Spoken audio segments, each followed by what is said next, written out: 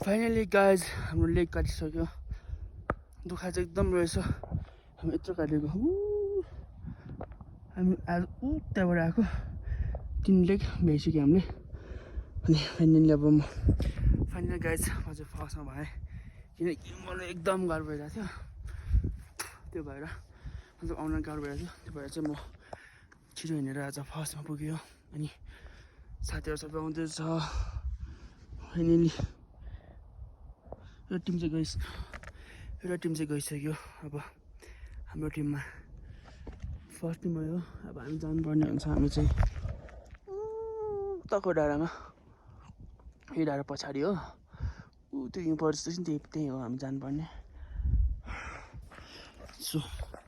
अब म एउटा के कुरा सेयर गर्न चाहन्छु भने न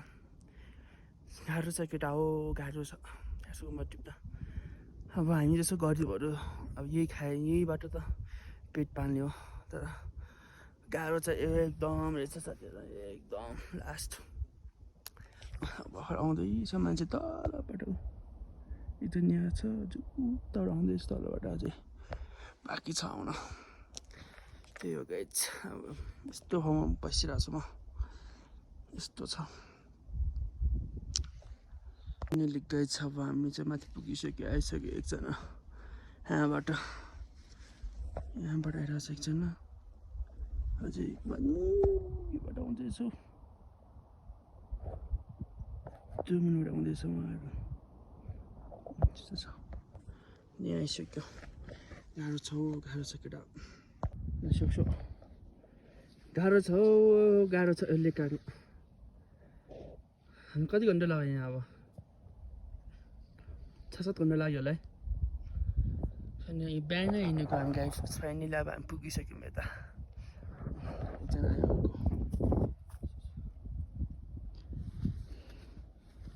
कस्तो रहेछ केटा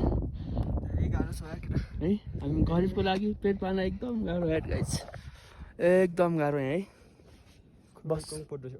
माथि जब हामी एकछिन माथि जानुपर्ने हुन्छ त्यहाँबाट मुनि लिन जाने फाइनली गाइस अब हामी चाहिँ यहाँ पुऱ्याइसक्यो हामीले चाहिँ होइन दुईजना पुऱ्याइसक्यो अब हामी दुईजना चाहिँ उहाँले लिन जानुपर्ने हुन्छ मुनिसम्म केही छैन अब हामी फाइनली पुगिसक्यो यतातिर यस्तो छ हामीलाई गाइस दुःख छ हामीलाई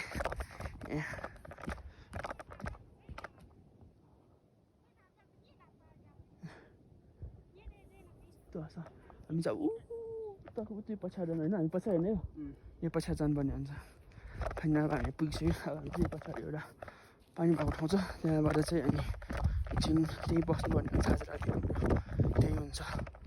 यहाँ चाहिँ मुनि आउनु भइसक्यो यो टिमहरू हामी यत्रो आइसक्यो अब यस्तै छ त अनि के गर्नु त अब होइन मुख पनि थाहा छैन हामी मुख पनि थाहा छैन यस्तो के गर्नु कालै छ केही छैन हामीलाई अझ हाम्रो मान्छे यसो सानो मम्मी यो गाई चाहिँ हाम्रो लेकतिर गाह्रो छ हामीलाई उहाँ चाहिँ हाम्रो मान्छे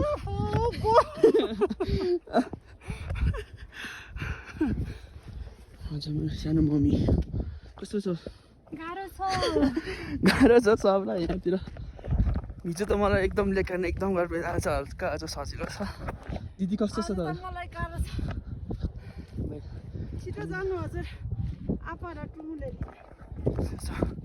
अब चाहिँ हामीले मुनि जानुपर्ने हुन्छ कति वेट छ तपाईँकोमा 90 44 हुन त हाइएस्ट हाम्रो दाइकोमा छ त्यसपछि चाहिँ भाउजूपछि दिदीकोमा होला त्यही छ त्यस्तै छ के गर्नु पारा गाह्रो छ अब हामी चाहिँ माथिबाट अब हामी माथि झरेर उहाँहरू लिन जानुपर्ने हुन्छ आज त हिजो त्यस्तो गाह्रो छैन अस्ति त माथिको चिसो भइहाल्यो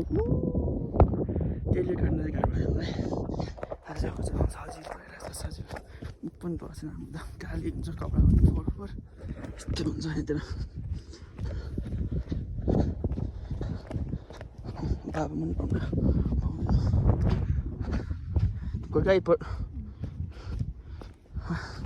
यस्तो जानुपर्ने छ यहाँबाट गाह्रो छ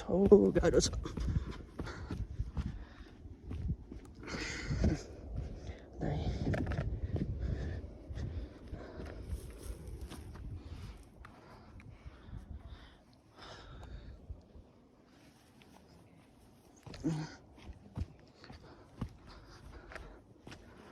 ल अब पुग्यो हामी चिनिन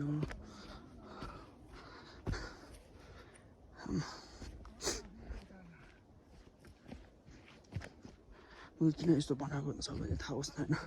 कतिको एसोको मैदानमा कतिको गाह्रो हुन्छ भनेर होइन बाबा हामी 9 जना छौँ यस्तो हुन्छ गाह्रो छ गाह्रो छ यहाँतिर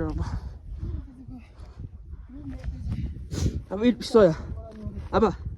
यहाँ सोया कस्तो छ अब सजिलो छ ठिकै छ यहाँ सोया गर्नु ल म लग्छु यहाँ छ गाह्रो छ अब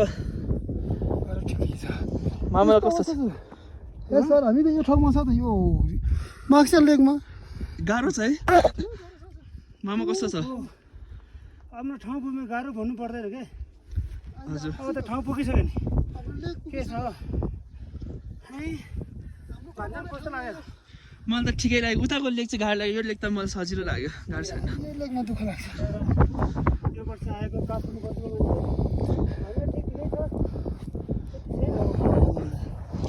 त्यो लेक गाह्रो चाहिँ गाह्रो लाग्यो जीवनको त्यस्तै सकेर माथि चम्काइ छ